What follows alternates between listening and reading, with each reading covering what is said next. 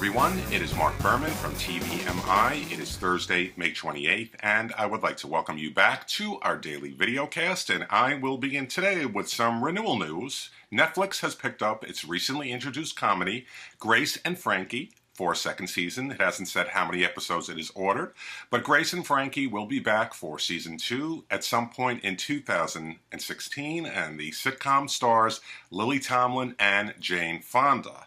Heading over to TLC, the cable network really must make a decision on the future, if there is any, and I don't think there is, of 19 Kids and Counting. As you know, last week, the oldest son, Josh Duggar, admitted to some wrongdoings when he was a teenager involving some young girls. And at present, over 1 dozen sponsors have pulled out of the show. This includes Ace Hardware, Allstate Insurance, Pizza Hut, Choice Hotels, and many others. So logically, TLC has to cancel the show. I don't know why they haven't done this yet. If you recall, last fall, the network abruptly canceled Here Comes Honey Boo Boo after it was revealed that the mother was involved with a sex offender. You know, the bottom line is you're doing these kind of docu-series focusing on different families, but when you do something that's supposed to be this squeaky clean and something like this comes out, you have to take action, and TLC needs to cancel 19 Kids and Counting.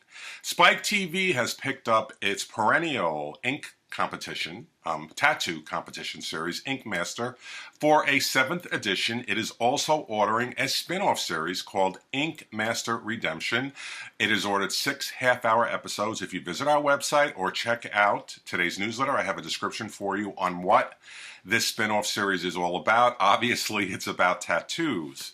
TiVo issued its top 10 ranking of the most time-shifted shows for the week, and the most recent week it was Orphan Black from BBC. I have the top 10 ranking for you. 6 of the shows were on cable, 4 were on the broadcast networks, and interestingly 3 were on the CW.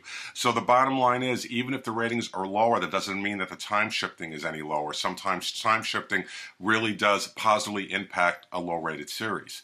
In the weekly syndication rating scorecard, I haven't done this in a while because basically I say the same thing. Either Judge Judy or Wheel of Fortune is tops for the week, and for the most recent week, which was the week of May 11th syndication, it was Judge Judy and Wheel of Fortune tied for number 1 with a 6.7 household rating.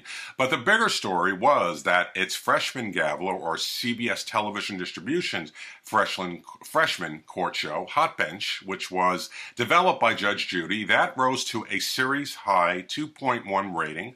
One of the competitors sent me an email pointing out that Hot Bench is benefiting by taking over some of the Queen Latifah time periods on the CBS O&Os. Regardless, Hot Bench, series high rating. I have more information for you in the syndication scorecard in today's newsletter. In the weekly network rating scorecard based on the Live Plus same-day data for the week of May 18th.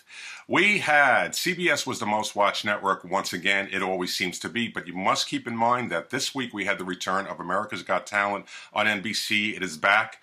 Doing very well, and this could ultimately lift NBC to the most watched network, but as it stands, it was CBS that was first in total viewers. ABC and NBC tied in the key demographics. This was a holiday week, Memorial Day week. So, actually it wasn't. That was last week. We were gearing up for the Memorial Day weekend. That's what I meant to say. So logically, the ratings were lower, but check out the weekly rating scorecard in today's newsletter and on our website. Coming up on the air tonight, we have the debut of the David Duchovny drama Aquarius on NBC.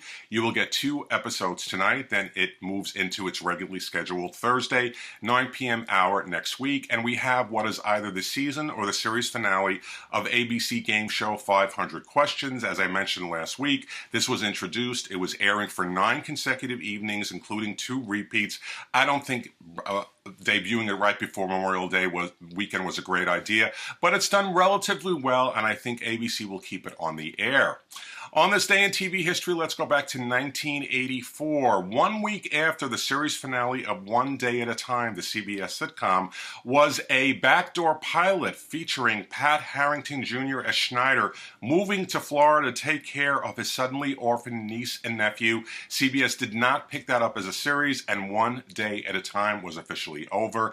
And in 1991 was the final episode of 30-something on ABC. It ran for 4 seasons. It probably could have lasted a few more seasons, but it did conclude. And what was very relevant about 30-something was this was really one of the first series on television not to really worry about the traditional ratings in terms of total viewers and households. It was more attuned to the key young adult demographics. 30-something, one of the first shows historically to focus on the demos. And that is our daily videocast from TVMI on this 28th day of May. I thank you for joining me. I hope you have a great day, and I will see you back tomorrow. Take care.